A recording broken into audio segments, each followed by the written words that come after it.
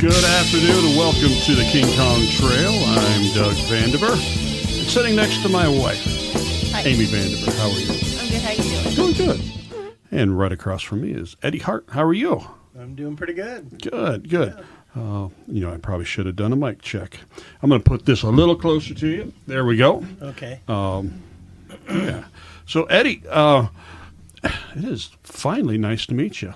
Nice to. Well, we've met before. Yes. I want to say, finally nice to get you on here. Nice to get to chat. I reached out last year, and life happened, and I dropped the ball, and it's like, oh, he probably thinks I'm a jerk for not getting back. I understand. So- No, not at all. So now, I think the first time we met or had any interaction, we were doing a Saturday night program at a church that I was involved with at the time, and met you there. And That was a day or two ago. yeah, it was a couple days ago. So Time flies. It yes, it does. So tell me a little bit about you. Did you grow up here in Burlington, or? I did. I was born in Fort Madison, and Okay. when I was 5, my parents bought the skating rink here in Burlington. Oh, And Really? so we moved up here okay. in 1960, and my parents were Kenny and Lucille Hart, and had Kenny's Roller Ranch and the miniature golf and batting cages and all that out there. So I did not know that. yeah. How I- fun. I remember spending a lot of time out there. Who was the older gentleman that roller skated? He was kind of like the umpire that would go out and you're going too fast, or Yeah, the floor manager, yes, Earl Brown, perhaps. Earl Brown. That man could move. Yeah. I was always impressed with his skating ability. Yeah. I couldn't master it. Yeah, my folks, when they had the rink, they really into giving skating lessons and teaching dance skating. Mm-hmm. And so, people that go there and take the lessons would enjoy skating to waltzes and marches and collegiates and all this kind of stuff. I did not know they did that. Oh, yeah. I didn't grow up around here. And where I'm from, we had a skating rink, but it was mostly ice skating. People did a lot of ice skating. Mm-hmm. And when I came here, I think it was a youth group. Somebody in the youth group had a birthday party over there, and I was like, "Oh, this is just a fun place." Yeah. Yeah. So, but they did dance lessons and things like that. Oh, I could yeah. use those because I'm not good. Oh yeah, all kinds of dance skating and church groups. The scouts. Yeah, birthdays, all that. So did you grow up on the skates too? And Oh, of course, yeah. I was a floor manager, and as their as their son, when it came time to play games like sock tag, I was the one that everyone needed to try to catch. What's sock And tag? of course, I couldn't let them do that. But anyway, it was tag, and they had a sock that they would use, and so when they tagged you, you carried the sock, and then it was your turn to try to catch somebody else. Oh, okay. Yeah. Gotcha. Yeah. I was sitting there thinking that people might be out there in their socks trying to catch somebody on I wasn't quite sure how that worked. Oh yeah, they used to do square dancing on skates, and What? yeah. How fun. Did you ever square dance on skates? I wasn't into that. Okay. I did the dance skating. And we used to go around different places, different skating rinks around the area, Morning Sun or Fort Madison or wherever that they had skating rinks, and we put on a show or a demonstration.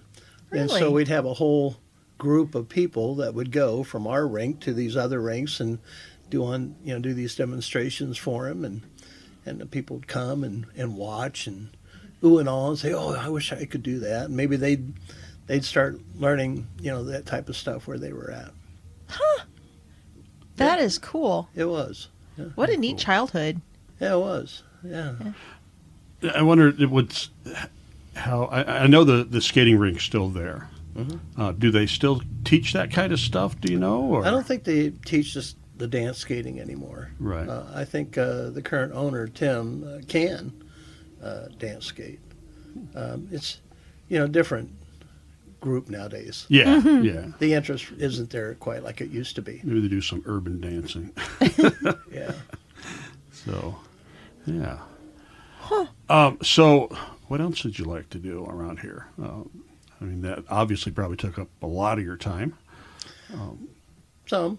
What I like to do, with Crapple Park was my front yard. Mm-hmm. Oh, nice. And I had an older brother and older sister, and they pretty much, when I came along, they were out of the house. And so I was kind of an only child. And at the age of 5, I was kind of left on my own because my parents were overworking the skating rink. Mm-hmm. So I was kind of left to entertain myself, and I'd either go over in the park and roam around, or Black Hawk trails, or along the river, or whatever. But I also would listen to music, and that's kind of where that started. I started listening to music just for fun and singing along, with the records, and kind of entertaining myself that way. Right. What were some of your early favorite musicians or bands? Well, probably I would say the things that I got into were kind of like Jan and Dean and the Beach Boys, and Frankie Valli and the Four Seasons, things like that. The Beatles, whatever's on the radio, I was listening to it and trying to learn the words and just having fun with it. Imagining myself, before some crowd somewhere. Oh, that's fine. Sorry. You're not the first person Keep my to hands to myself here. to do that. We're kind of in a confined space. It's trying to figure out where to put that camera. So, I want to start here, and then we'll go back. You were inducted to the Iowa Rock and Roll Hall of Fame, correct? I was. You were. Yeah, 2023. Nice. So- Congratulations. Well, thank you. It's And quite so, an honor, for sure. oh, I bet. I mean, that'd be a dream of mine, but I can't play very well. So, obviously, you've got some musical background. You're saying you were into music and stuff like that.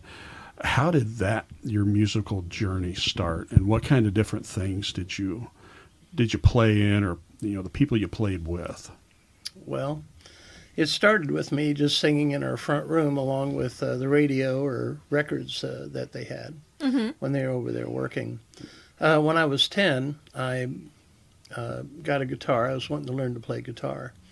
And so there was a family that was coming skating, and the girl skated, and her dad played guitar. And so my dad worked out a deal with him that he'd give his daughter skate lessons if her father would give me guitar lessons. So Nice. yeah, so it started with that on acoustic, and learning things like she'll be coming around the mountain and Jimmy Crack Corn and whatever, stuff like that, folky kind of things, But then I started taking lessons from a gentleman by the name of Rick Hardy, and he was teaching at a place called John's Music, which was down on the corner of Front Street and Jefferson. It's where Okay. Two Rivers is now. Okay. Okay. Just across from the auditorium.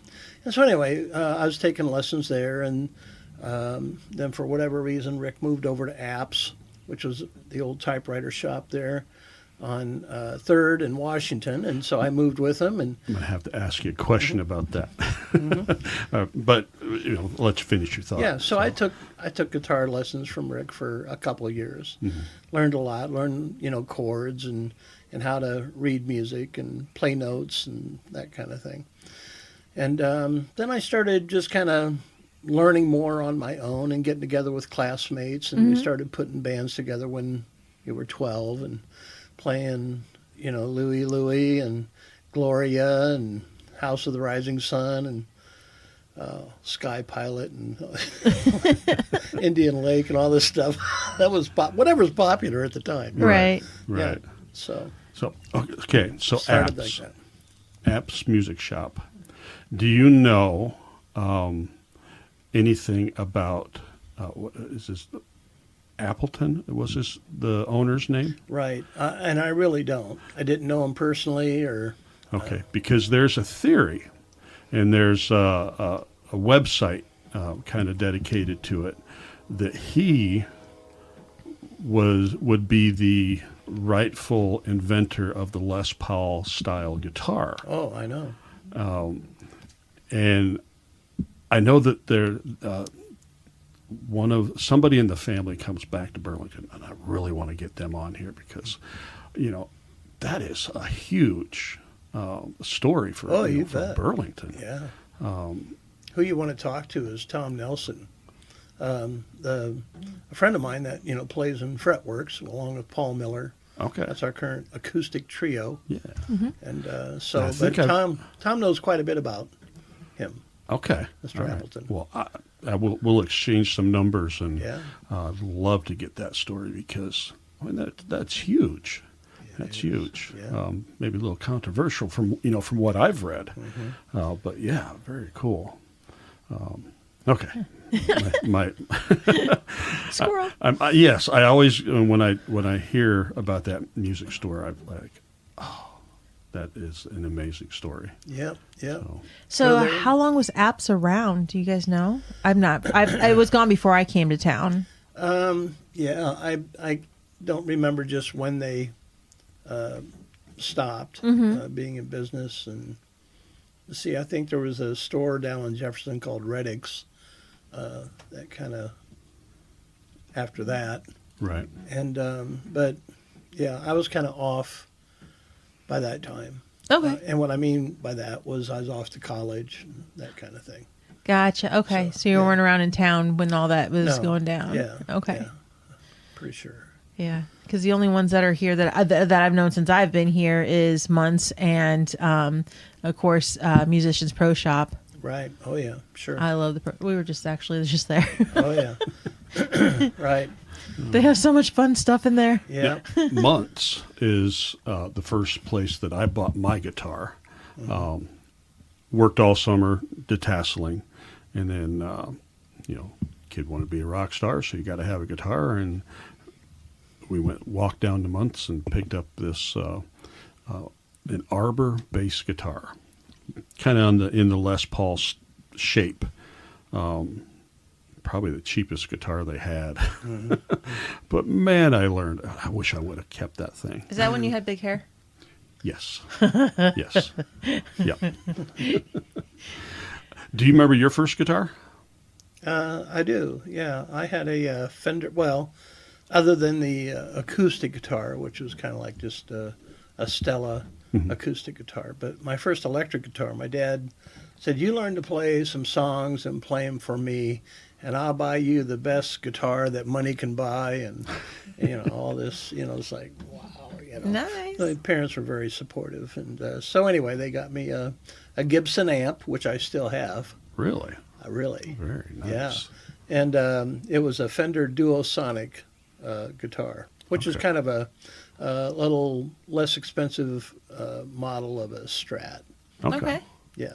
Okay. So. Do you still have that one? I don't. And I traded that with a classmate. I gave that guitar and a couple $100 to a classmate who had a Gretsch Chet Atkins Tennessean. Ooh. Yeah. Okay. I wish I Gretches are still pretty. had that guitar. But at that time, it didn't look real rock and rolly, Right.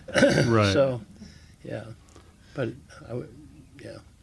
You live and learn. Things that you sell and you go, oh, Yep. I'm not going to sell any more guitars.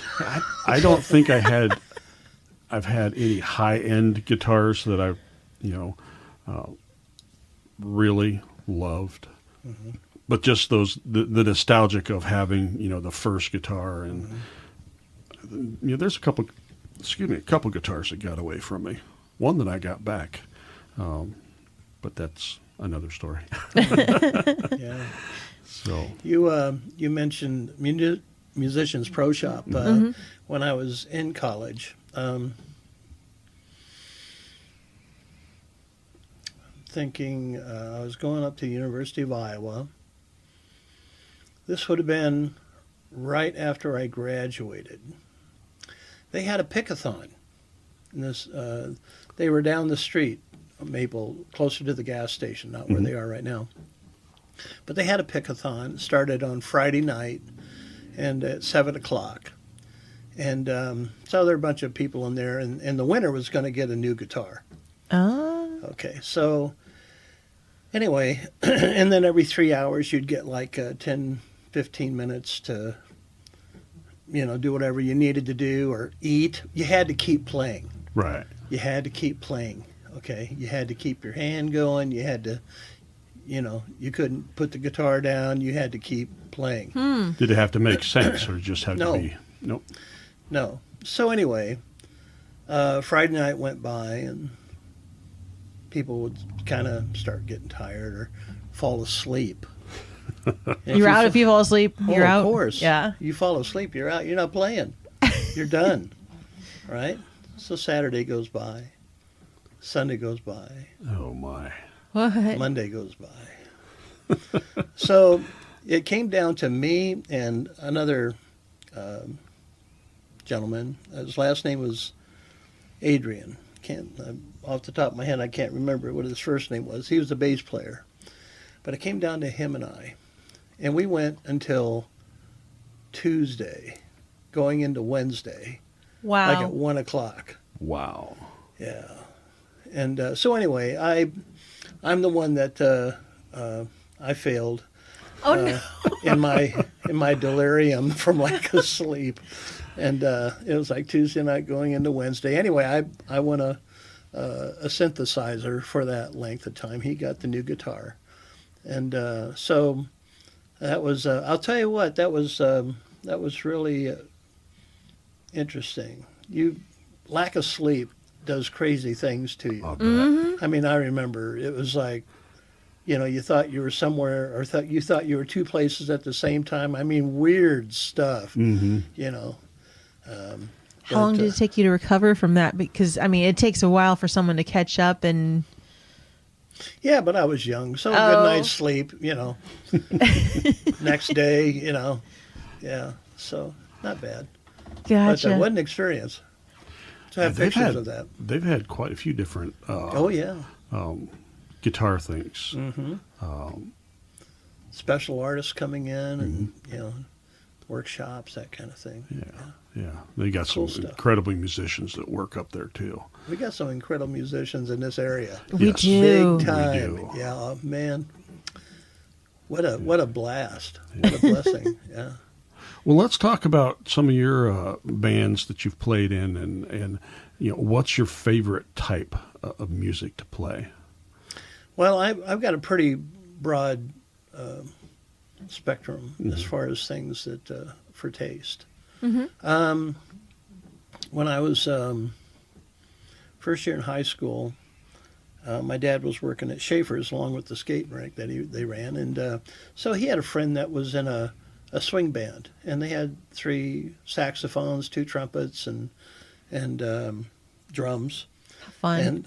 And they needed a rhythm section, and so they were all like 40 or 50 or whatever, and so they hired me and to play guitar, and so I was kind of like the rhythm section, and talk about getting an education on chords. Right. Okay, because you're playing stuff out of the 30s and the 40s, String of Pearls and Tennessee Junction and just all this stuff, and it was quite an experience.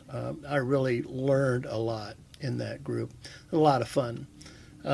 My second year of college, I was kind of wanting to play with people my own age and music that was more contemporary. And so connected up with some friends, classmates, and so we would play places like the Eagles and the Elks and the Moose and the VFW and things like that, and high school parties, that kind of thing, and play stuff that was current at that time. Did that for a couple years, and then that kind of turned, played with that kind of turned into a horn group, and we were playing a lot of Chicago stuff, Tower of Power, things like Nice. that, Blood, Sweat, and Tears. Fun. That was, yeah. So did that, playing college things, events, and that went into playing in a trio, and trio got pretty popular. And when I graduated, we were actually playing out at the Mansard Lounge. Well, my last year of college, I was playing 4 nights a week down here, going up to Iowa City, taking 18 hours, driving back and forth a couple That's of a times during. big class load for 18 hours in a Yeah. semester. Wow. Yeah, and I pulled the best grades I did in college during that time period, because it's like you had to be real structured, real. I knew I didn't have a lot of time to mess around. I didn't go out up there. I didn't have time. I was down here. I was playing, and so, which was fine. That's what I wanted to do. I wanted to be playing, not just go watch some, people Right. play, which I enjoyed doing too.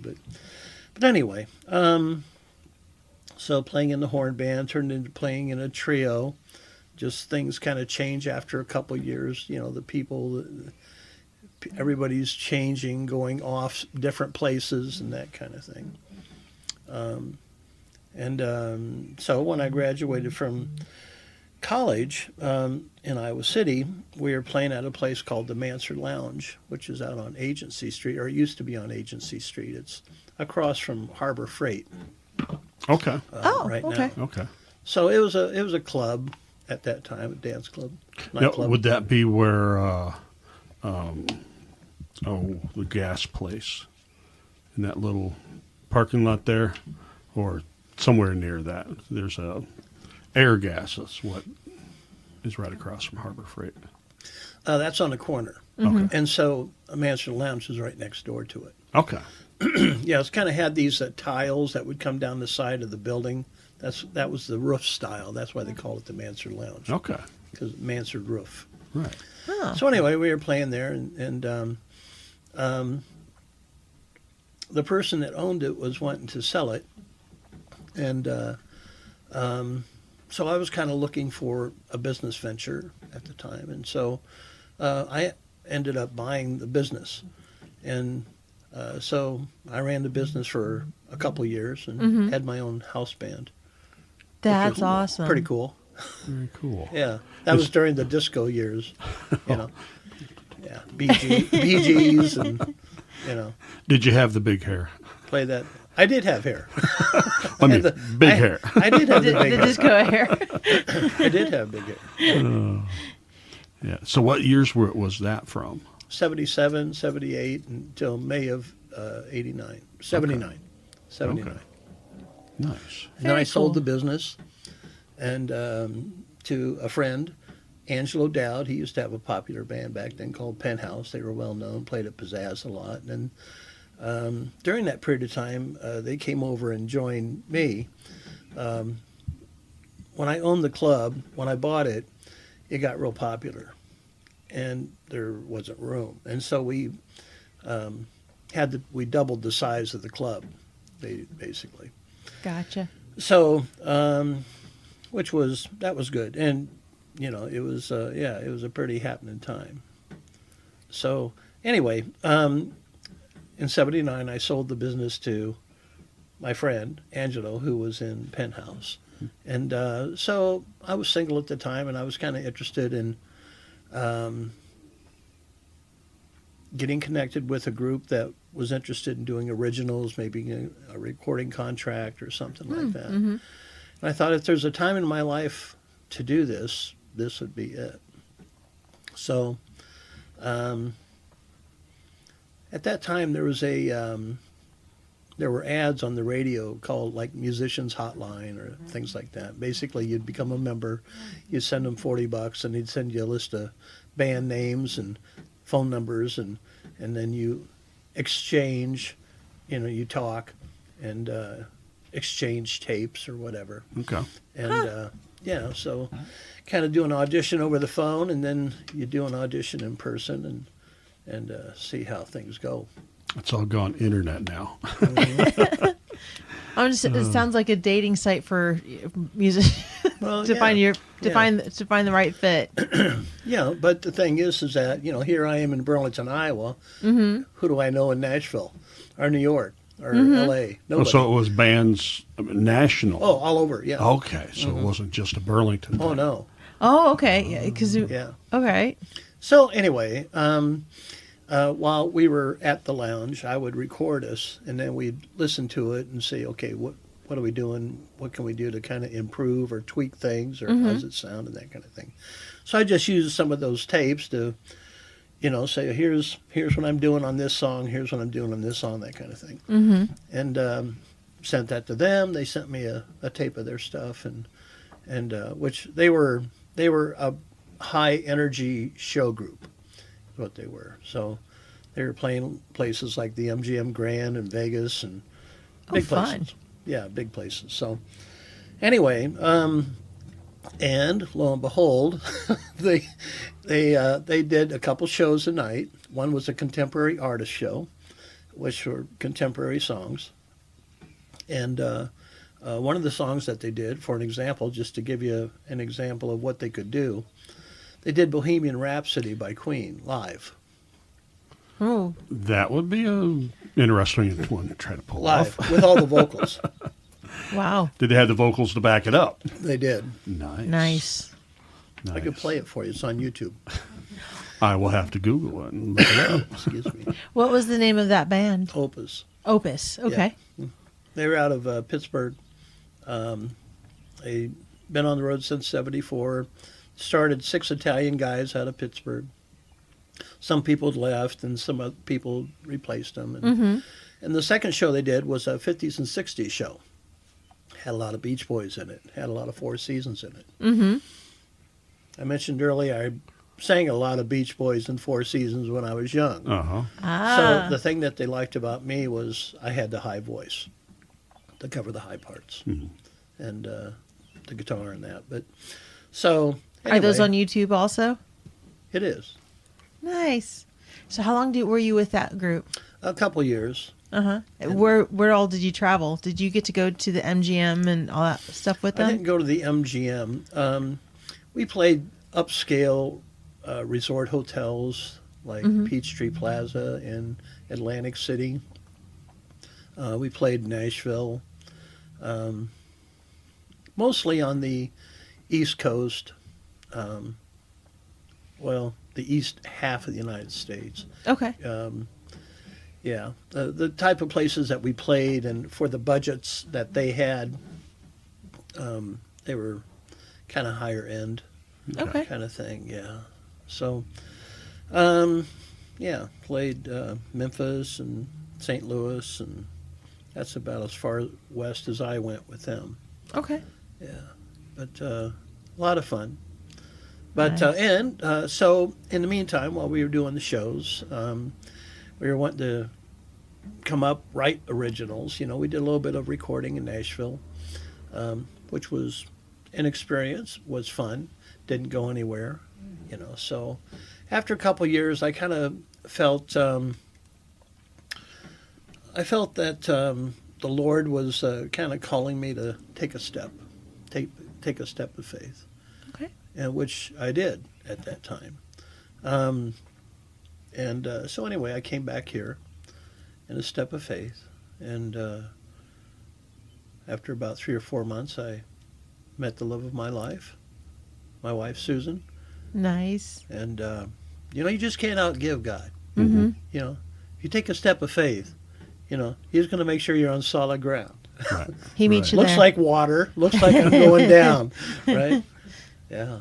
No. So did you grow up in church? I did. Okay. Yeah. All right. Went to First Baptist Church. Was downtown on 6th and Washington, and then 69 they moved out to Crapple Park, Okay. across from the fountain there. Mm-hmm. Okay. So, Yeah. yeah. So, yeah, I accepted the Lord when I was 11. And, but I really think that, I had my reasons for wanting to go out on the road. But I think God had his reasons for me going out on the road. And for me, I think it was a really a special time where the Lord just really poured out His Spirit on me, and spent a lot of time just talking to me, and me listening, and me getting more in touch with Him. Mm-hmm. That's awesome. Yeah. That would be, I mean, that would be a hard, being out there on the road as a single person. I imagine that it would be difficult to live a lifestyle, different from other, because I think rock and roll bands, I think partying and all that kind of stuff. Well, that's interesting too, because this group wasn't really like that. Okay. This group, these people were Christians as well. Oh. And basically where they were is that they really wanted to do the best job they could in order to get credibility. And people would just invite them into their homes. And then when you're in their homes, you can get a chance to get to know people, get acquainted, maybe share a little bit, Right. And that's what they did. 4 of the 8 people of us, wherever we were, they go to church. Right. Sunday morning. And that probably had a bigger impact Which was on people. not easy to do when you're in different towns, where do you go? Right. You really got to make a point to go. Especially if you're out late Saturday night just with the music. 1:30, 2 o'clock in the morning. And then traveling possibly the next day to go wherever you're heading for the next show. Yeah. Well, days like that, we weren't, of course, able to go to church. But you have a lot of alone time on the road.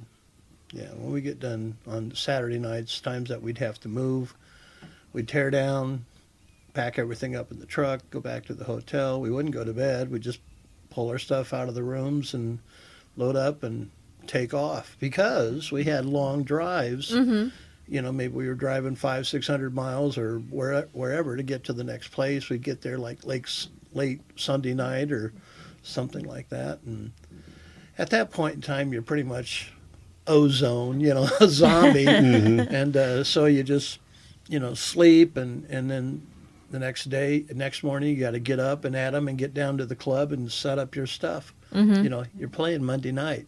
Got to have your sound check, got to have everything down. So there's not a lot of time to stop and look at all the scenery and hang out. Not at all.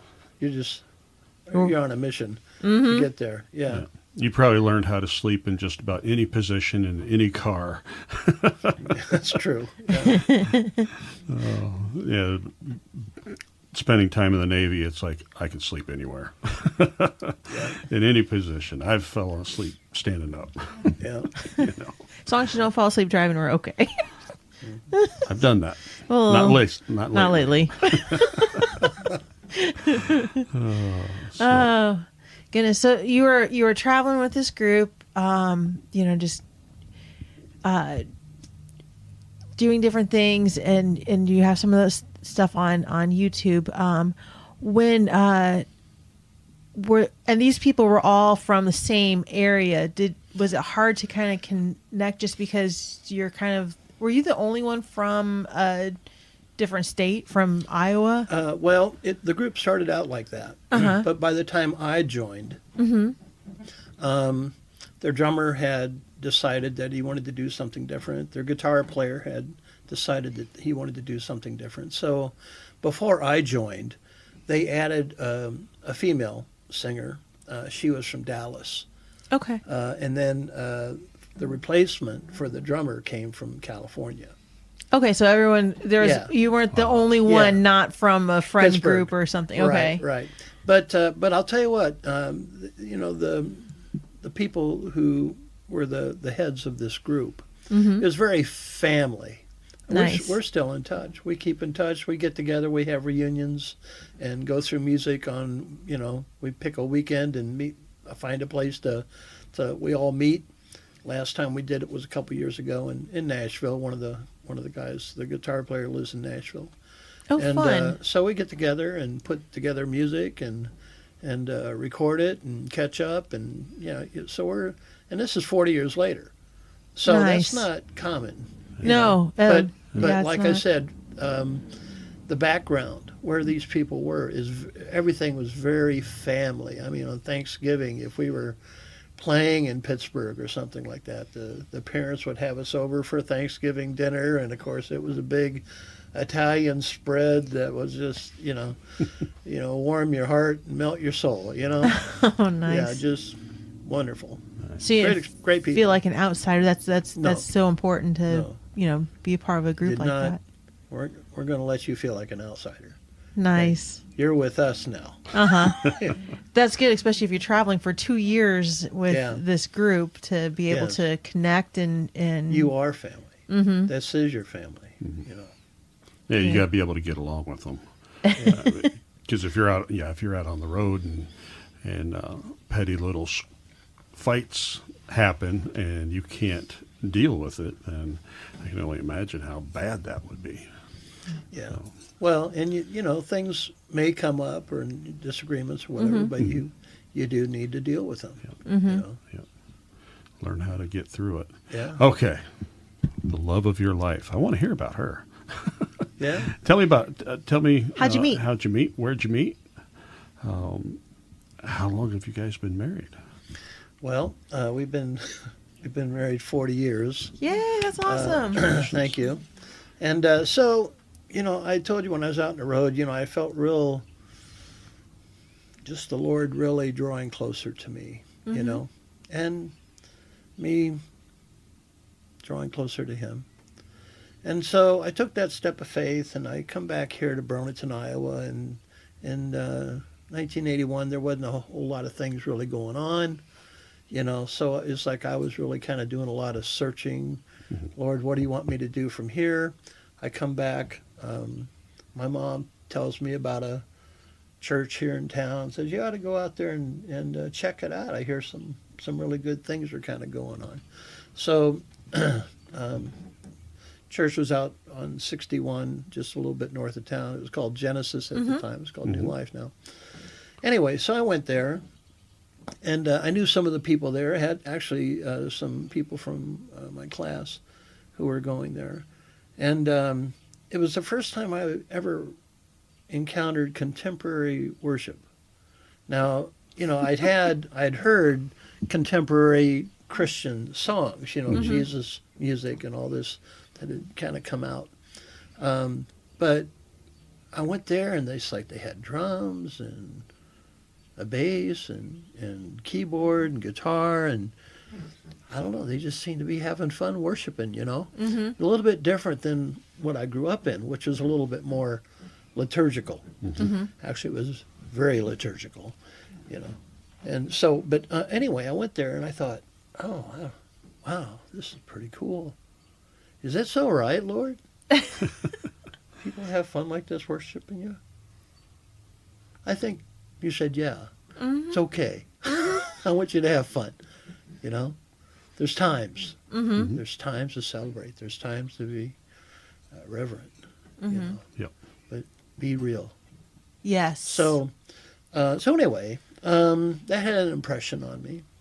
And so that was kind of going on. And at the same time, I like going out and hearing music. And there's a lot of places at that time around town that you could go and hear music. And so in October, I'd gone to the dance hall because there was a band there that I heard was really good, and I wanted to catch Which them. was out of Pizzazz. Was out at Pizzazz. Okay. Yeah.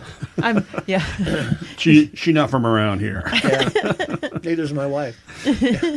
She's from around the Peoria area. So I'm from was Peoria she. area. Right? Yeah. It's a good area. Yeah, that's right. We draw you back. Some of the best people come from there. Anyway, it was God's got a sense of humor. When people ask me, so here you are looking for this Christian woman, God's pick for you, So where'd you meet her? I said, well, I met her at midnight Halloween at a bar. So But anyway, I was there to hear I was there with a friend, and we were listening to the music, and they started at 9 or whatever, and so we were there quite a while. I don't know if we came or they came or left and came back or whatever, but anyway, a little bit after midnight, the band played a song that I just had to dance to, Mm-hmm. And so right down below where I was sitting was my wife Susan and her friend, who were from Peoria, because at that time Iowa was a 19 state and Illinois was a 21 state. Aha. And so they came over from Pekin, and which is where they were from. And Okay. so I'm like, well, I'm going to ask her to dance, which I did. Mm-hmm. And so we danced. She said yes. And after the dance, I ended up sitting with her, and we started talking. And so I was telling her that just kind of what had been going on. I just came off the road with, traveling around the country in a show group and blah, blah, blah. And she just thinks I'm full of it, right? Like this guy, he thinks I'm buying this stuff, Just came back from Europe. Some pickup line, huh? Yeah, right. So anyway, we go out and grab some breakfast, and then, we're just sitting in the car talking. It's like 3 o'clock in the morning, and I'm like, I got to go. I got to get up and go to church in the morning. And she's like, ugh, there's no stopping this guy, all these stories. And so anyway, I left, and we kept in touch. Mm-hmm. And so phone numbers, there'd be weekends I'd go over there to visit her. There'd be weekends she'd come over here and visit me. And then over the course of time, she found out that everything I told her was true. Ah. So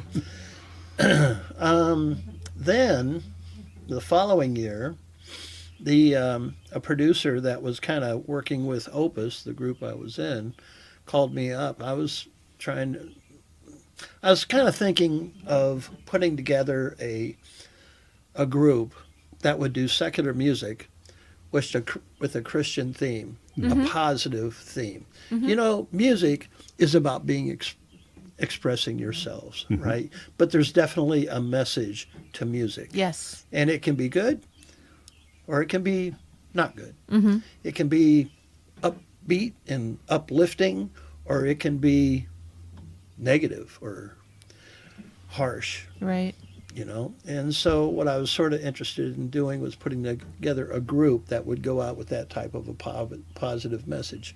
That didn't come together. So, but this producer that knew me knew a group that was losing their guitar player, and he called me and he said, you'd be a really good fit for this group. I think you ought to give it a try, and just see. If it doesn't work out, okay, but Mm-hmm. but give it a try. I think it'd work out pretty well. So on him saying that, I said, all right. So we started talking, and so this was the second group I went out on the road with, and they were called Coast to Coast.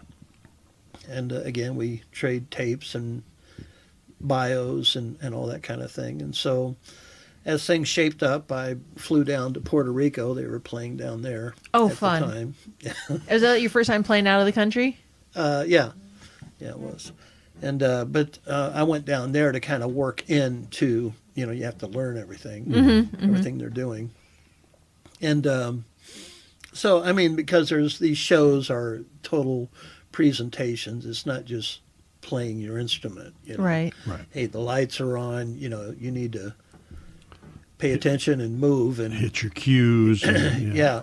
So, and there were girls in this group that were like the two lead singers, and they'd have choreography and that kind of thing. And so anyway, so I went down to Puerto Rico and worked in with them, and then came back. And my parents brought Susan down, and she decided to go out on the road with me. And the group then said, well, how about if we have you run our lights, and we'll pay you, to do that. So anyway, she ended up, and she had no experience or hadn't even thought about it, any interest in this. And all of a sudden she's running the lights for this show group and the spotlight and all this kind of stuff. But you know what? Bless her heart. She she rolled with it and adapted to it and really did a wonderful job. Nice. So anyway, we were on the road with this group for about a year, and decided that this group wasn't the same group that Opus was. People going to church every Sunday. This is more kind of like what you're saying, the party group kind of thing. And we didn't really feel like we fit with them, right. And so anyway, we were wanting to settle down and raise a family. Those were important things for us. Those are real goals. And so anyway, we gave notice and they found a replacement for me, and we left the road and came back to Burlington in 83 and got married. And that was a whole next chapter. Well, that would be a good book. Yeah. So nice. when we got married,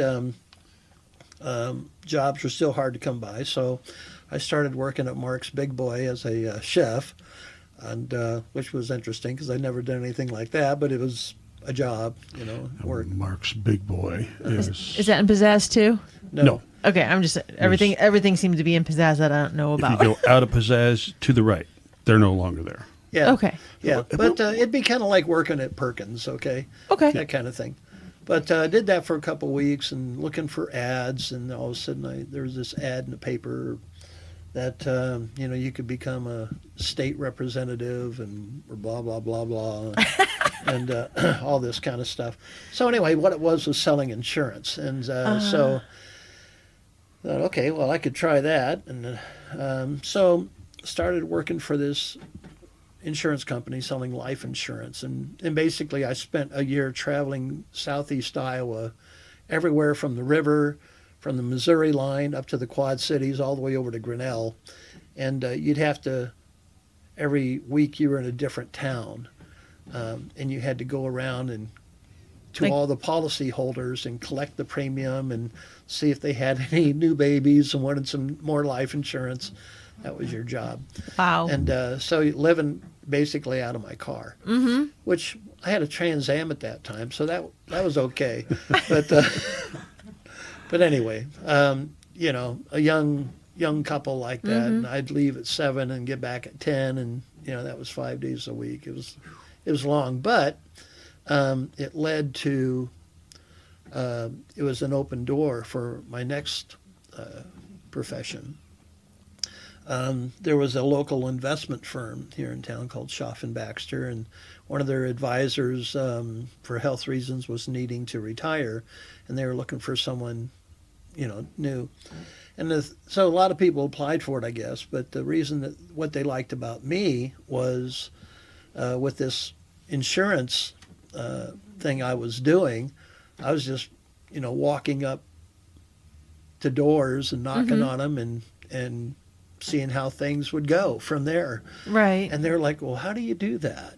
If you can do that with insurance, could you do that with investments? And it's like, sure, why not? So anyway, that's, I think, what attracted them to me. So I started, so I got all my designations and things that I needed, licenses in order to handle investments. And so basically, I've been an investment advisor since 1984, and I still am. Oh, wow, okay. I hear you commercials every morning. Yeah. Well, there you go. On the radio, right? So, yeah. Yeah. So, and as it all worked out, I never did have to go out knocking on doors as an investment advisor. I just used the phone, that kind of thing, and talk to people, and somebody'd open an IRA or something like that.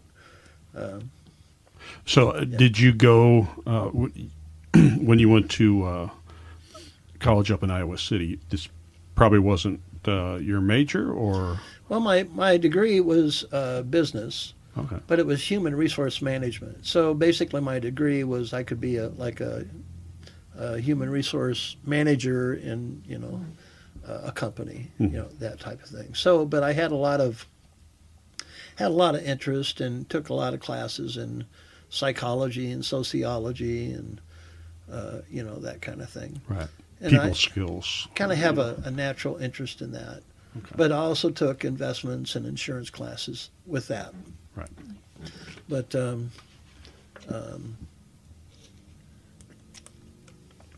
kind of like numbers, and I'm very analytical. Okay. So, kind of left braining thing. You're the type of guy that would go. See, I work in a middle school, and sometimes I have to go sub for math classes. And kids are like, "Can you help me with this?" And I look at it and go, "No, because numbers and letters do not belong together." Right? I went to Bible college. I can tell you all about Jesus. Yeah. But I can't tell you about that. Yeah. I hear you. Yeah. Well, that's a whole different thing. Yeah. So at that time, when I started working as an investment advisor, our first child came along, and our son, and we had been going to church out at Lowell, Lowell Baptist Church, and they were kind of that contemporary style type of service, and which we enjoyed. But the church I grew up in, we also were in touch with that church and went there occasionally, had lost their choir director. And for whatever reason, I don't know. And it just, when that happened, I thought, there was no music. Because they didn't have anybody to lead it. And it was like, this is just not right. What do you. And so anyway, Susan and I talked, and it's like, okay, well, we like going out to Lowell, but there's a need here. So you have a choice, And I thought, well, why are we going where we're going? I thought, well, if it's to serve the Lord, that's okay. Right. Maybe that's better. You go to serve Him where the need is. So I went and talked to leadership, and I said, look, I don't have any, and I, in school, was in a lot of choirs and musicals in college, that kind of thing. So I had some experience, but I never directed a choir, and I didn't take any courses in choir directing or anything like that. I said, look, I like music, and I'm willing to give it a try. If it doesn't work out, just tell me to stop, and I will. So that was in 1985.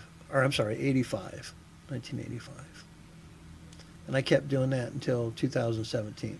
Oh, wow. Oh, wow. So you must have figured it out then, huh? I don't know. they were an easy crowd. They were very, very gracious.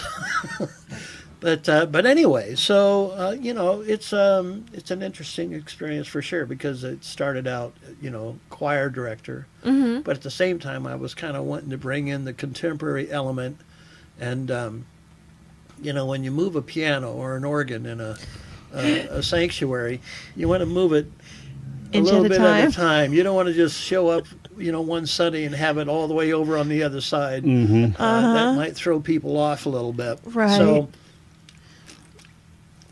with prayer and patience and persistence and time, I would say that and there's times when basically is blended. And so you asked me what type of music I like. I'm really all over the place. My background's pop. I like rock. I like jazz. I've played country. I've played bluegrass. I've directed cantatas. I like smooth jazz a lot. So it's just, I'm all over the place. So not real big on opera, not real big on rap, I guess. So you're not going to be probably singing opera at the nightcap then when you're down there. Yeah, probably not. Yeah. But unless he breaks into Bohemian Rhapsody. Well, oh. that was me. That's my opera right there. There you go. The extent of it. I think that would be an opera that a lot of people can sing along to, because I think once that song comes on, everyone's singing Everybody to it. chooses a part. The heads start bobbing. You bet. Yeah. Yeah. It was quite an experience. It really was. It was a blessing.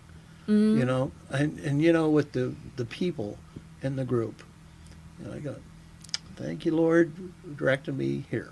Nice. So you're with some groups right now, and then you have a solo thing coming up at the Nightcap, and this will air right before that. Can you tell us a little bit about what you're going to? Do you have your set kind of figured out yet for that? No. Do you take requests? Do you just show up and whatever pops into your mind to do? Do you do that, or do you? You know what? I'm always learning new stuff. Mm-hmm. It gives me something to do. For me, I don't watch a lot of TV. There's not a lot on that I like to watch or that I'm interested in, and so I just take my guitar and I hear something, you know, maybe on the radio or just out somewhere. I'll hear a song that'll catch my ear. I'm like, that's a good song. Mm-hmm. I think I'll learn that.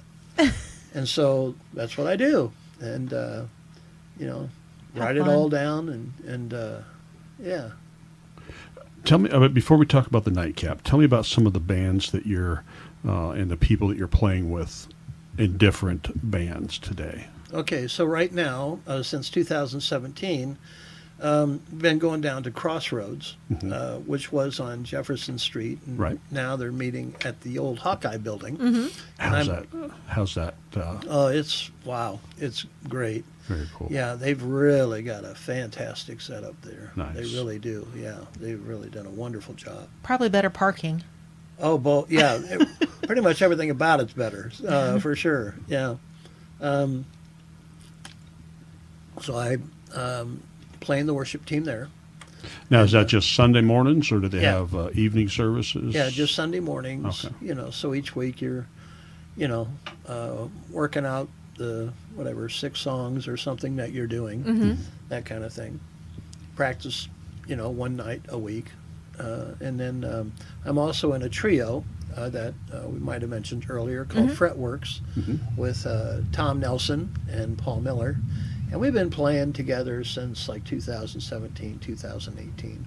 Prior to that, I was playing in a kind of a country bluegrass group called Rivertown. Been playing with them since 2008. And before that, I was playing in a group called Dead Ringer with Tom Nelson and Paul Miller and Dick Howard and Mike Kerrigan and myself. It's a little bit. So it's kind of like Fretworks plus 2. Yeah, or 3. Yeah, right. Yeah. Well, yeah. So, yeah. So this is just kind of a solo gig at the Nightcap. Mm-hmm. Along the way, I've done some playing at places like care facilities, assisted living, senior living, hospice house, places like that. So, you know, I've played solo before. Nice. Yeah, so it's fun. You know, it's. I worked at a long-term care for quite a few years before. Well, I'm somewhere else now, but just music and the elderly, or even I'm working with in Head Start now, so even with the kids, you know, music is just magic, you know, and when people weren't able to speak with you, you would play a song that they would know, and they were able to sing it, because, you know, music and poetry and that is stored in a different part of your brain. And when people couldn't connect with somebody in a conversation where you have to, you know, speak and then listen, you know, you could sing together, and just like, right. I just loved watching people's face when I worked at the care facility. and just seeing how powerful music is. Yeah, it's very powerful. That's one of the beautiful things about it. Mm-hmm. You know, the language, the spirit. You know, it connects people deep beyond words. You know. Right. There's a stirring in our souls that come from it. Mm-hmm. Yeah, it's so much. I think like when you were talking earlier before we started shooting about how one of our kids says he doesn't like music and it breaks my heart, but he does love music because he's just ornery. But I think it connects moms to babies when you're sitting there singing a lullaby to them. It connects. I mean, it starts from very beginning. I remember when Doug was on worship team and I was pregnant with my first kid, I would be up in the sound booth and I'd be singing my heart out. But when he did that, I would take my headphones off and I would just stick them on my belly. And so I'm sure that Paigey was jamming out, from the very beginning. I mean, it's just the birds were out there singing just a little while ago. It's kind of getting dark now, but and it just it brightens it up because like spring's around the corner and it's just there's music everywhere. And that combination of the beat, the percussive, along with the sound, the flow of the melody, the harmonies, the chords, it all comes together. Yes. Yeah. And they're just taking it in. Yeah. Yeah. So tell me about the Rock and Roll Hall of Fame. How did that come about? And what were you? Are there certain categories people are nominated for, or? Well, they do have different categories. So they they have categories like for individual artists or for groups. This year, 2024, the Ozone Ramblers are being inducted. Okay. And so a very big popular group. But they also have the Spirit Award and awards for lifetime achievement. 2023, a gentleman from Fairfield, his name was Jim Ryan, got the Lifetime Achievement Award. He was the guitar player that on Carly Simon's "You're So Vain." He's the one playing the solo. Okay. Did we see him? Did he play down at the Capitol? He did. He did. Okay, I was sitting there thinking, wait a second. I know that name and I know that story. Okay, last yes. Okay, yeah. Yeah. That was a good show. That was a really good show. It was different than I was expecting, but it was really interesting. It was more of a he's got a music lot of, biopic type of thing. Yes, he's got a lot of course, experience. In the studio playing with, big name artists. So quite a life experience he had. So there's a number of people around here that have been inducted as individuals, and a few years ago, Tom Nelson's pretty well known around here, and him and I, of course, playing together, and it just I just had this impression. A friend of mine had been inducted. A number of my friends have been inducted, pretty much all of them. But one in particular was inducted back around 2017, Angelo Dowd. And so, they had a big thing here, and people go over to Lake Okoboji, and that's where the induction is. But anyway, so Angelo was inducted in 2017, and so I was aware of the Iowa Rock and Roll Hall of Fame and that kind of thing, but didn't really think too much about it. It wasn't like any goal of mine, but around 2020 or 21, I had this impression, is how I describe it. And it just made me, I just thought, if it'd be okay with Tom, I think I'd like to nominate him. Nice. Tom Nelson.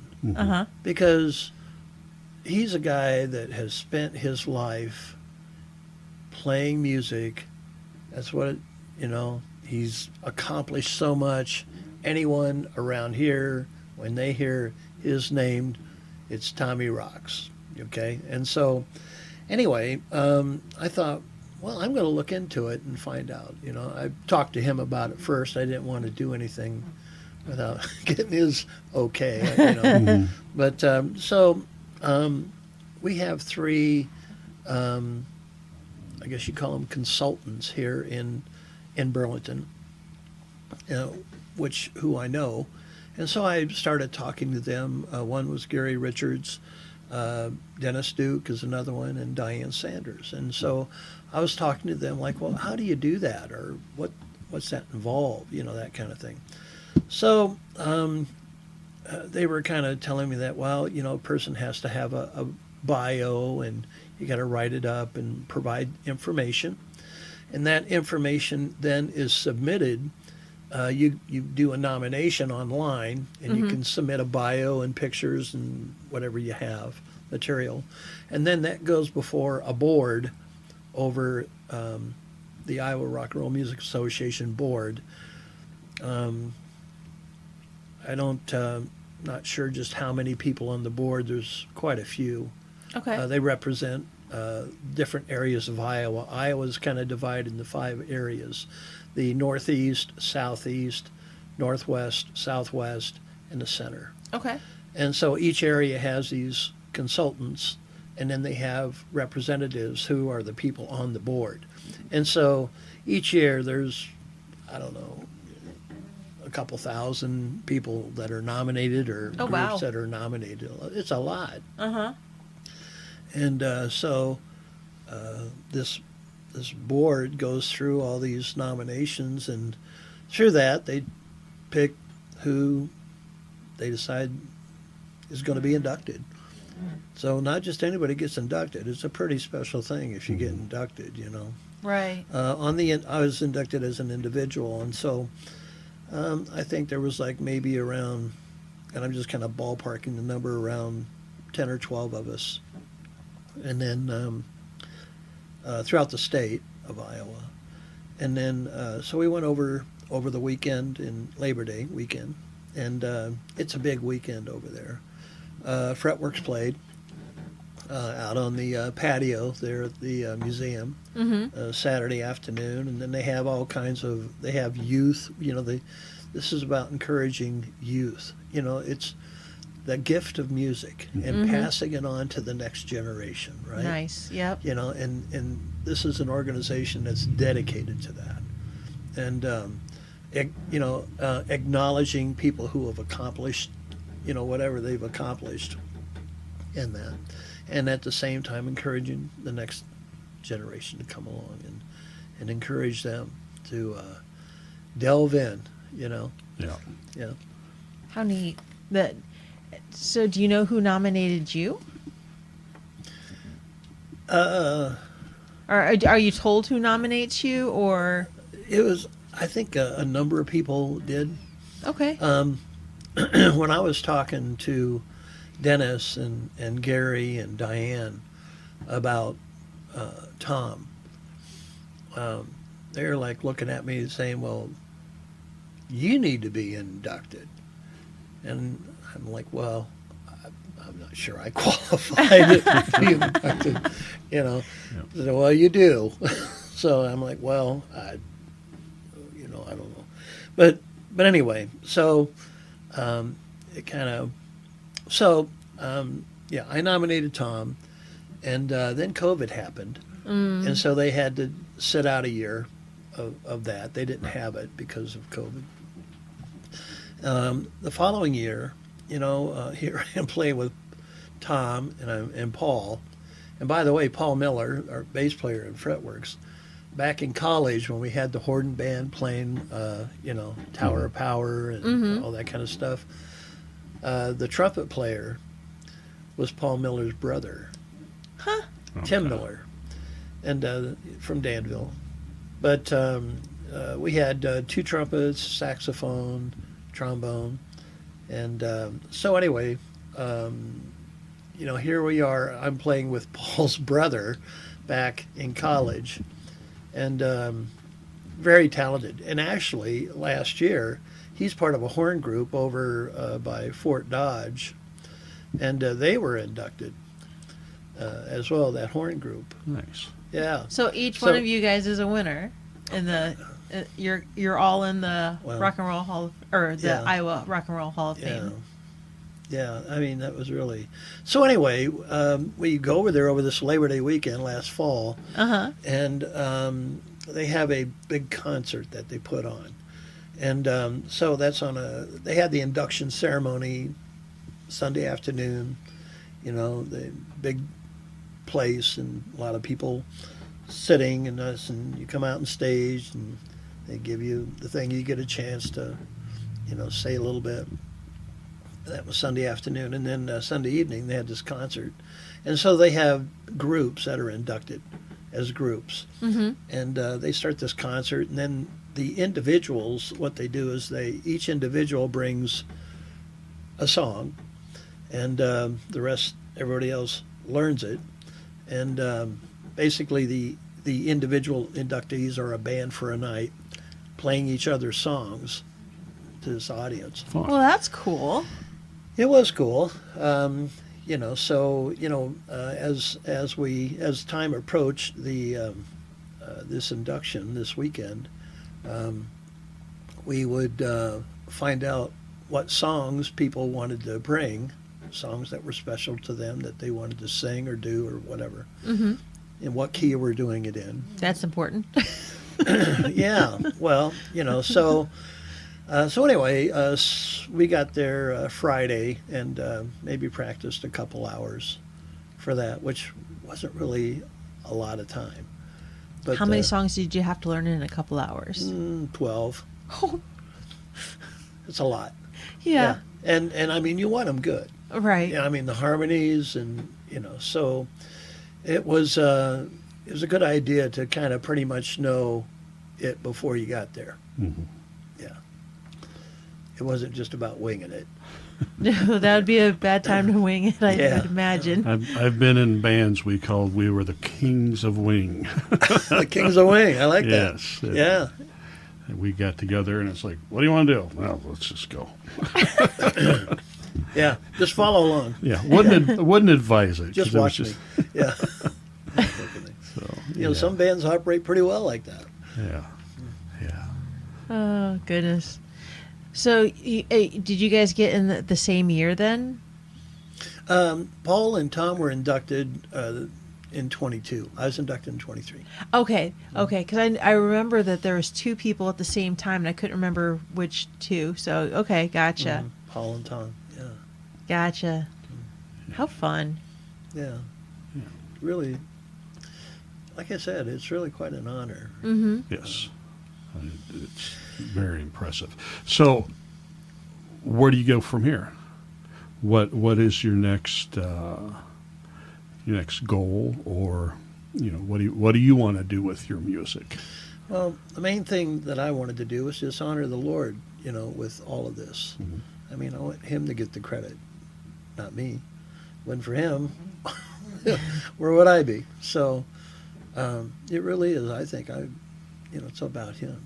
Awesome. I give Him the credit. That's Nice. good. Yeah. That's very good. And as far as me, I think one day at a time, and when you get up, have a song in your heart, and if you don't have one, find one. Yeah. Mine usually starts off with crack and pop. Yeah. No, yours is turning off the alarm and snoozing at first. That's Yeah. true. That's true. Yeah. So, yeah, I enjoy, serving the Lord and the worship team. That's an honor. That's a blessing, and being able to play with friends, like Fretworks. Mm-hmm. But you guys are amazing. I've seen you a couple times, and it's like, wow. When you play with great musicians like they are, it's really a kick. It really is. It's exciting. So, and learning new stuff. Mm-hmm. You know, music's a gift. Mm-hmm. It's a gift from God. He created it for a purpose, you know, and so it can be, doesn't have to be, but it can be our gift to Him Yeah. if we make it like that. Yeah. So learning new stuff, I'm always about learning new stuff, you know. I don't want to be stuck back 50 years ago. Right. You know, I want to be there and play that and appreciate it for what it is, but I want to be current. I want to be now. The contemporary worship that comes out, you know, K-Love, you know, that kind of thing, hill songs, Mm-hmm. stuff that we do, that really helps me do that. And it is the music when I got saved in '96 compared to what they play today, completely different. Yeah. It's very different. You know, we were playing 3 chords, Lord, I lift your name on high. Right. And now some of the music is just like 4 chords. Okay. 4 chords and, you know. I'm kidding. The arrangements and I guess one of my biggest complaints is sometimes the guitar doesn't sound like a guitar. Yeah. You know. Yeah, got a lot of effects on it. Or, Yeah. But Yeah. The bass still sounds like a bass, though. Yeah. The people that I've played with are, I mean, amazing musicians. Mm-hmm. I'm just like, why am I up here? You know, with those guys. So. In addition to that, I've been doing some writing originals, and so Fun. have fun Okay. doing that. Okay. Do you record your own originals or? I recorded a few, not professional, but this last, since about the middle of last year, I've been working with a local studio called Hallelujah Studios. Where's that at? That's in West Burlington by where Rife Oil is. You Okay. know where We built the float that one time. Oh. That's Rife. As far as the studios, I'm not familiar with it. yeah, We'll have to. it's inside that building. It's in between Shears Foods Uh-huh. and St. Mary's Church. Okay. Yeah. Well, and I've seen that they. It's probably the same group that has had worship nights and things like that there. Yes, that's Yes, right. I've seen those. And recently they've had worship starting at this place called The Landing, which Okay. is on Facebook. Yeah, the Landing. I think they've been having it. Just started up a couple weeks ago Right. at Harvest Farms Yes. Oh, out in okay. Sperry. Yeah. Yeah. Lotso's. I think Lotso. she's. Erin. Yes. Yes. Jade. Yeah. Yep. That Those kind of two. reminds me of the Right. jam for the lamb back at Crapo Yeah. back in the day. Jam for the Lamb. Yeah. That's right. Oh, that Yeah. was good stuff. Yeah. Yeah. That was fun to play out there. Yeah. Oh, goodness. That was Jam for the Lamb. That was like 99. 90. Well, we were married in 98, so Yeah. it had to be about 99 because it's like right after. Wait, were we married? I think the yet? first one we were not married, so it was 90. No, it might have been 98 because we didn't get married till October. October. So, yeah, Yeah. yeah. It's fun to see the different things that are happening around town, and that's Oh, yeah. that's one of the things that's really cool about this area is there is always something going on. So Yes. yeah. So the landing, where's the landing at? Do you know? It was out in Sperry. There's this place called the Harvest Farm. Harvest. Harvest Farms. Wait, do they sell mums? Is that the mum place? I don't know. I don't know. I go. It's getting to be garden season, so I'm kind of excited. Anytime there's a farm, I pretend I have a farm. We sell the chickens out there. Someday I'll be a real farmer. But yeah, I was out there playing the guitar to the chickens, and I think they were okay with it. Yeah. Yeah, but it's really neat to see like different things popping up here and there, and just an outlet for things like that. So that's fun. Okay, cool. Yeah. So, as a musician, what would you say to somebody that's starting out that wants to learn and play? What would your advice be to somebody wanting to do that? I'm not sure. It depends. It depends on, I would say, see what you have a natural interest in, and figure out how you learn. Because you don't learn the same way that somebody else learns. You might be watching somebody, and maybe they can do something, and you think, well, I ought to be able to do that. And if they practiced a lot, so if I practice a lot, maybe I'll be able to do that. And then you find out that you can practice a lot and you still can't do that. And so I think what's important is that people, young people, whoever, even old people, learn to find their own voice and express themselves and have fun with it. That's what it's about. It's not a competition. Music is about expression. And it's about, that's the beauty of it. The individual expression of it, there's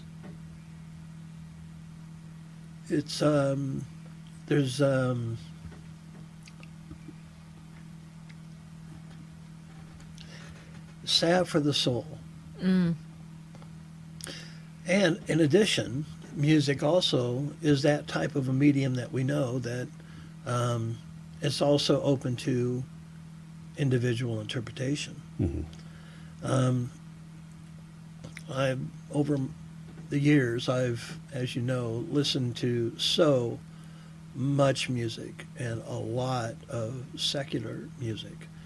But to me, it's like it's about the lyrics, it's about the words, it's about the message. It's like I've got this God element wired in. When the lyrics are talking about, maybe the individual artist was talking about a love relationship with a girl or guy, but the lyrics may be applicable with God's love for us or our love for him, those type of things. And of course there are absolutely secular songs that have a gospel message. Paul Davis wrote a song called Do Right. You got to do right, and he'll be your guiding light. That was a top 40 hit. And there's so many. It's spiritual. Yeah. Yeah. And just because it's not put out by a Christian label doesn't mean that it doesn't have a message. Oh, they have a message. Yeah, they do. Yeah. Now, at the same time, a song like Yummy, Yummy, Yummy, I Got Love in My Tummy by the 1910 Fruit Gum Factory, that was hard to find a message in that, okay? But some of them are just... Yeah. Well, see, they just took communion. No. Yeah. You had the commercialization going on, right? Yeah. Oh, yeah. And so... You have that with everything The nowadays. whole music industry was about one thing, But along with that, music has something else going on, and that's why we all connect to it. Yep. It salve for the soul. That would be a good song. Maybe that'll be your next song. That's got a nice little ring to it, doesn't it? It does. It does. Well, is there anything else you can think of? Anything we haven't touched base that you might want to touch base on, or Not that comes to mind right now. Well, you have... Maybe when I leave. That's what, at 4 o'clock in the morning, you'll be like, oh, I should have said this, yeah. But that's when you come back on, and then you'll be like, oh, I need to do a part 2. And we'll be like, all right. Yeah. I think knowing people, letting people know that you're going to be at the nightcap on March 22nd. March 22nd. Yeah, starting at 6:30. Okay. Now- 6:30 to 9. Is that a 22nd? What day is that? Is that a Thursday? It's a Friday. Friday. Okay. Because I know they have, and I don't want to confuse people, but I know they only Or have, confuse. there are only 3 days that they're open. Right. Yeah. Thursday, so, Friday, Saturday, and I Mm-hmm. think they try to have live music or like Friday and Saturday, right. Yeah. Okay. and then other stuff on Thursday. Okay. Yeah, like their listening lounge, I think, is Right. on Thursdays. Okay. What they were going for, yeah. I'm easily confused. But I don't want to confuse anybody else. Okay, Friday, March 22nd, 6:30 to 9. Mm-hmm. You'll be down at the Nightcap off of 4th, 3rd, 4th. It's at the That's Capitol 3rd. Theater. It's right next to Third Street. 3rd. Okay, yeah. Yeah. In between Jefferson and Valley. Right. Right. Yep. So we'll try and be there. Definitely. All right. Absolutely. Well, Yeah. we'll see what kind of songs I come up with. Now I'm curious. Yeah. Is Fretworks going to be playing anywhere anytime soon? We have bookings coming up in the summer. Okay. Yep, like starting in June. Gotcha. Because you were at Old Couch Music Fest last year, weren't you? Were you there? Year before. Year before. Okay. Yeah, Yeah. I think last year they had a different group. Okay. Yeah, you guys were playing right in front of the Capitol. Yeah. Yeah. That was a couple years ago. Okay. All right. Fretworks played at it. Yeah. And weren't you at Wake and Bake too? Yep. Yep. Yep. Wake and Bake and the Drake and the Art Center and Oh, the Fat Art Center is a Jimmy's fun and- one to play. Oh, Fat Jimmy's. That would be a good one. Good. That's a great venue down They there. have good food. Yeah, they do. I mean, Wake and Bake does too. Yeah, but yeah. And the Drake. Oh yeah, the Drake. Yeah, we have so many good restaurants here in town too. I know it. That we do. Yeah. That Good we do. food, good music. Yeah. Good time. Yes. Yeah, good company. Yeah. Well, Eddie, thank you so much for Thank you for having me. stopping by. Been fun. Yes. Appreciate you. We'll catch you out on town, and anybody that you could think of that has good stories or bad stories, we'll make them good. We'd love to talk to more people. Yeah. The Burlington music scene, art scene. Anybody can tell a good story, I'd love to talk to. Okay. Yeah. So- Sounds good. Thank you so much. Yeah. Thank you. Appreciate it. Yeah. Thank you. And it's kind of funny though because when you said earlier that we hear your ad all the time, I hear the Ed Hart ad. I didn't realize that was you. I Yeah. know you. I didn't put two and two together. So I'm like, 'cause I think of you as the musician. I didn't know you as the Yeah. financial advisor. Had all this other stuff. Yeah. Roller skater. Yeah, that was really cool. Now let's put a request in. Can you roller skate and play guitar Of at the course. same time? Yeah. Oh, bring that down. That's got to be a video. You got to do that in a Get video. the portable mic going, the headset. You bet. Yeah. Yeah. No big deal. We used to practice in the skating rink. Wow. Yeah. Wow. Yeah. Teens when we were learning songs. Yeah. Are the acoustics really good in there? No. It's hard wood. Hard surfaces. I was in there thinking it's going to be Yeah. bouncing, but Oh, it was big time. Yeah. If you can make it sound good in that bouncy, bad acoustic, yeah. Well, but at the same time, the rink was different back then than it is now. The rink burnt in 1975, and they rebuilt it. Oh, We rebuilt it. But before that, the old building had windows that would open up. Now, these are wooden windows, part of the wall, that were like 3 by 5, 3 by 6, and they lined the 3 walls of the rink. Uh-huh. And so during the summer, they would open those windows up. And so, like on Saturday or Sunday, people from the park would come over and stand in the windows and watch the skaters. Or like if we were practicing in the band and the windows were open, people from the park would come and stand in the windows and watch us play. Nice. 13, 14-year-old kids. you had your audience. Yeah.